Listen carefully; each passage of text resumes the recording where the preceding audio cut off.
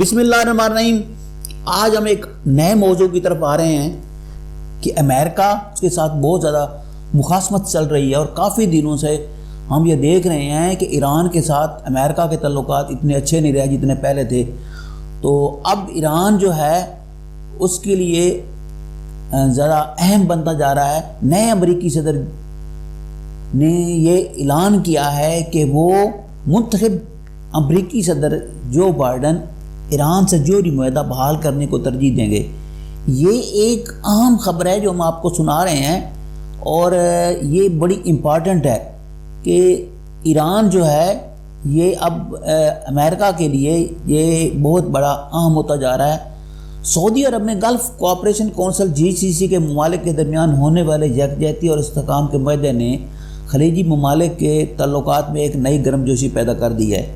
سعودی عرب ان دنوں ایک قدم آگے بڑھ کر قطر سے سیاسی تعلقات بحال کرنے کا خواہش مند ہے، کیونکہ قطر سے پہلے تعلقات بہت زیادہ خراب رہے ہیں اور اب وہ تعلقات کو بحال کرنا چاہتا ہے، جس کا 6 خلیجی ممالک کے علاوہ مصر، ترکی اور ایران نے بھی خیر مقدم کیا ہے۔ GCC معاہدہ کرنے کے حوالے سے بہت سے سوالات جنم لے رہے ہیں کہ یہ اچانک کیسے ہوا؟ کیا امریکی انتخابات میں ٹرمپ کی شکست اس کی فوری وجہ تھی؟ میں آپ کو تھوڑے سے بیک گراؤنڈ پہ لے کے جاتا ہوں اور آپ کو بتاتا ہوں کہ یاد رہے کہ 3.5 برس تک سعودی عرب، متحدہ عرب امارات، بحرین اور مصر نے قطر کو فضائی، زمینی اور بحری پابندیوں کا نشانہ بنایا اور اس کے ساتھ تعلقات ختم کر کے اس چھوٹے سے خلیجی ملک پر زبردست دباؤ برقرار رکھا۔ 30 لاکھ سے کم آبادی والے تیل اور گیس کے ذخائر سے سرشار اس ملک پر یہ الزام لگایا گیا کہ وہ دہشت گردی کا حامی ہے۔ اب غور طلب امر یہ ہے کہ اب چاروں ملک سیاسی تعلقات بحال کرنے اور اس کے خلاف پابندیاں ختم کرنے پر کیسے راضی ہوئے۔ قطر شدت پسندی کی حمایت کر کے ہمیشہ سے ہی انکار کرتا رہا ہے اور اس نے کہا ہے کہ اس کا کوئی تعلق نہیں ہے کسی شدت پسند تنظیم سے۔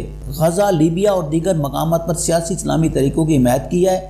اس کے علاوہ قطر نے ایران کے ساتھ تعلقات مضبوط نہ کرنے کے لیے دباؤ کو اپنی خارجہ پالیسی پر حملے کے طور پر دیکھا ہے۔ حالانکہ GCC کے ایک رکن کی حیثیت سے قطر اس بات کے لیے پابند ہو سکتا ہے کہ وہ گروہ کی طے شدہ پالیسی پر عمل کرے۔ دراصل قطر کے سعودی عرب، متحدہ عرب امارات، بحرین اور مصر سے تعلقات اس وقت خراب ہو چکے ہیں جب ان چاروں ممالک نے اپنے سفارتکاروں کو کچھ ماہ کے لیے واپس بلانے کا قدم اٹھایا۔ قطر کی طرف سے اپنے موقف پر برقرار رہنے کی ایک بڑی وجہ اس کا یہ یقین تھا کہ وہ شدت پسندی کا حامی نہیں ہے۔ اس بات میں کس حد تک سچائی ہے؟ وہ ایسے ہے کہ کویت اور امریکہ کی کئی مہینے تک انتھک سفارتی کوششوں کے نتیجے میں قطر کے خلاف پابندی کو ختم کیا جا سکا ہے۔ یہ تو وقت ہی بتائے گا، لیکن موجودہ حالات میں اگر دیکھا جائے تو سعودی ولی عہد محمد بن سلمان کا قطر کے امیر تمیم بن حماد الثانی کو کرونا وائرس کی تباہ کاریوں کو نظر انداز کرتے ہوئے سر عام گلے لگا کر اس عزم کا ارادہ کرنا کہ یہ معاہدہ خلیجی عرب اور اسلامی یکجہتی اور استحکام کی تصدیق کرتا ہے، اپنی جگہ بڑی اہمیت کا حامل ہے، لیکن آنے والے دنوں میں اس کے بیانیہ نتائج بھی نکل سکتے ہیں۔ جو بائیڈن کی سعودی عرب کو سختی سے تنبیہ کے صافی جمال کا قتل وہ ایک انسانی حقوق کے کیس کے طور پر دیکھیں گے اور اس کی تحقیقات کا بھی حکم دیں گے۔ یمن میں سعودی عرب اور امریکہ کی فوجی کارروائی کی بھی تفتیش ہوگی۔ اس سے اب قطر کے امیر الطحانی کے رویے میں کچھ نرمی دیکھنے میں آئی ہے، جس سے مسئلہ حل کرنے میں آسانی ہوئی ہے۔ ترکی نے قطر کی خاطر خواہ حمایت کی ہے کیونکہ پابندیوں شروع ہونے سے 1 سال قبل یعنی 2018 میں عبوری طور پر ترکی کو ایک فوجی اڈہ قائم کرنے کی اجازت دی گئی تھی، جس پر سعودی عرب اور متحدہ عرب امارات نے سخت رد عمل کا اظہار کرتے ہوئے قطر پر دباؤ بڑھانے کی پالیسی اختیار کرتے ہوئے سیاسی تعلقات منقطع کر دیے تھے۔ حقیقت میں جو ایک مصنوعی مسئلہ کھڑا کیا گیا تھا اسے زیادہ دیر تک جاری نہیں رکھا جا سکا۔ قطر کی کرنسی کو کمزور کرنے کی کوشش بھی کارگر ثابت نہیں ہو سکی۔ یک طرفہ اقتصادی اور سرحدی پابندیوں نے خلیفہ حکومت اور عوام کے لیے کافی مشکلات پیدا کی، لیکن یہ پابندیاں قطری حکومت کو گھٹنے ٹیکنے پر مجبور نہ کر سکی۔ دوسری طرف ان ممالک کو یہ اندازہ نہیں تھا کہ قطر فوجی صلاحیت بڑھا کر ایک الہی طاقت بن کر سامنے آ جائے گا۔ یہاں دلچسپ امر یہ بھی ہے کہ پابندیاں لائے جانے سے قبل قطری فضائیہ کے پاس صرف 12 جنگی طیارے تھے، لیکن اب اس کے پاس تقریباً 250 جہاز ہیں۔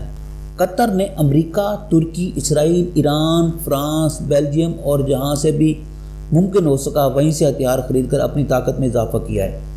قطر پر پابندیاں ختم کرنے کے لیے 13 شرائط میں پہلی الجزیرہ پر پابندی، دوسری ایران کے ساتھ تعلقات محدود کرنا، تیسری شدت پسند تنظیموں پر پابندی اور ان کی حمایت کو ختم کرنا، جبکہ چوتھی ترکی کے فوجی اڈے کو بند کرنا تھا۔ قطر نے ان میں سے ایک بھی شرط کو تسلیم نہیں کیا۔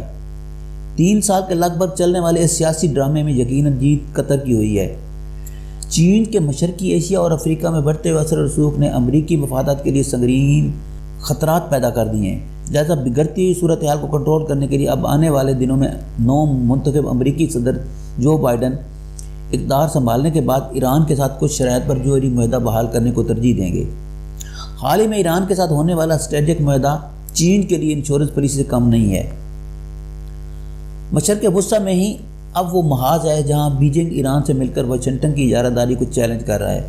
امریکی افواج نے کئی دہائیوں کے بعد مشرق وسطیٰ میں قدم جمائے تھے، لیکن اب چین مختلف ممالک میں اسٹریٹجک بندرگاہیں تیار کر کے ان کو عسکری شکل دے کر امریکہ کو خطے میں چیلنج کرنے کی تگ و دو میں مصروف ہے۔ جو بائیڈن کو برسر اقتدار آنے کے بعد ڈونالڈ ٹرمپ کے ایران 2017 میں جوہری معاہدے سے دستبرار ہوا، جس نے ملک کے جوہری پروگرام کو منجمد کرنے اور ایران پر جامع پابندی عائد کرنے میں اہم کردار ادا کیا۔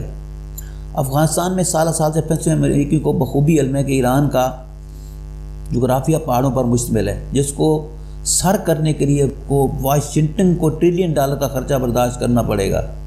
ایران اور عالمی طاقتوں کے درمیان ہونے والے جوہری معاہدے سے دستبرداری اور ایران کے خلاف دوبارہ سخت پابندیاں عائد کرنا دو ایسے اقدامات تھے کہ جس سے خطے میں برسہ برس سے جاری کشیدگی کو مزید تقویت ملی۔ ٹرمپ کے قلم کی ایک جنبش مشرق وسطیٰ میں ایک تباہ کن علاقائی جنگ کو مزید قریب لے آئی۔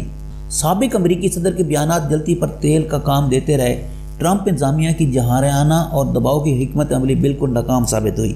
امریکہ نے جوہری معاہدے سے علیحدگی اختیار کرتے ہوئے ایران کے خلاف دباؤ کی پالیسی اختیار کی تھی، اگرچہ کہ اس پالیسی نے ایرانی معیشت کو شدید نقصان پہنچایا، لیکن اس کے باوجود تہران اپنے موقف پر قائم رہا ہے۔ امریکہ اور اسرائیل کی مذموم پالیسی سے اسلامی دنیا میں تقسیم مزید بڑھنے سے خطے میں نئے بلاکس وجود میں آ رہے ہیں۔ جو بائیڈن کو اس حوالے سے بھی شدید تحفظات ہیں کہ چین اور ایران کے درمیان اسلحے کی تجارت کے لیے یہ معاہدے کیے جا رہے ہیں۔ چین نہ صرف ایران کو اسلحہ فروخت کرے گا بلکہ ایران سے عسکری سسٹم بھی خریدے گا، اور یہ عمل چین کے لیے منافع بخش ہوگا۔ چین نے خلیج میں امریکی طاقت کا توڑ نکالنے کے لیے اس معاہدے سے اپنے لیے آسانی بھی پیدا کی ہے، کیونکہ وہ اجارہ داری توڑنے کے لیے تیل کی سپلائی کے معاہدے میں کسی ایک سپلائر پر انحصار نہیں کرنا چاہتا۔ ایران ایک نیوکلیر اسٹیٹ بن کر امریکہ، سعودی عرب اور اسرائیل کو عذاب میں مبتلا کرنے کے درپے ہے، جس کے لیے وہ مغرب کی بجائے مشرق کی طرف دیکھنے کی حکمت عملی اختیار کرتے ہوئے اپنی علاقائی اور عسکری طاقت کو فروغ دینے کی پالیسیوں پر کاربند ہے۔ ایران اور علاقائی طاقتوں کے درمیان ہونے والا معاہدہ ختم ہونا چاہیے تھا یا نہیں؟ بہرحال امریکہ کی دستبرداری سے قیام امن کے لیے کی جانے والی کوششوں کو شدید دھچکا لگا۔ ایران نے ماضی کی ایٹمی سرگرمیوں کی تفصیل کے لیے عالمی توانائی ایجنسی کے ساتھ روڈ میپ پر بھی دستخط کیے تھے، جسے عالمی برادری نے سراہتے ہوئے اس امر کا اظہار کیا تھا کہ ایران اور گروپ 5+1 کے درمیان معاہدے سے علاقائی امن و سلامتی پر اچھے اور مثبت اثرات پڑیں گے۔ گروپ 5+1 کے درمیان ایٹمی مذاکرات کے نتیجے میں پہنچنے کی خبر منظر عام پر آنے کے تھوڑی دیر بعد امریکی کانگریس میں ووٹنگ پر اثر انداز ہونے کے لیے معاہدے کے حامیوں اور مخالفین کے درمیان رسہ کشی کے مناظر بھی دیکھنے کو ملے۔ ایران اور چین کے درمیان ہونے والے معاہدوں نے جہاں امریکی مفادات کو نقصان پہنچایا، وہیں چین کے لیے مشرق وسطیٰ میں وسیع تر کردار ادا کرنے کی ذرائع بھی ہموار کی ہے۔ چین کا منصوبہ ہے کہ ایران میں متعدد بندرگاہیں تعمیر کی جائیں، ان میں سے ایک جسٹ کی جائے گی جو خلیج ہرمز کے بالکل بحر ہے۔ خلیج ہرمز پوری دنیا کی 9 کلیدی سمندری چوکیوں میں سے ایک ہے۔ ان تمام چوکیوں پر امریکہ کا کنٹرول ہے، جس کے حوالے سے سیکیورٹی کے بہت سے تجزیہ کاروں کا خیال ہے کہ وہ پوری دنیا میں امریکی و ایرانی تسلط کا ایک نشان ہے۔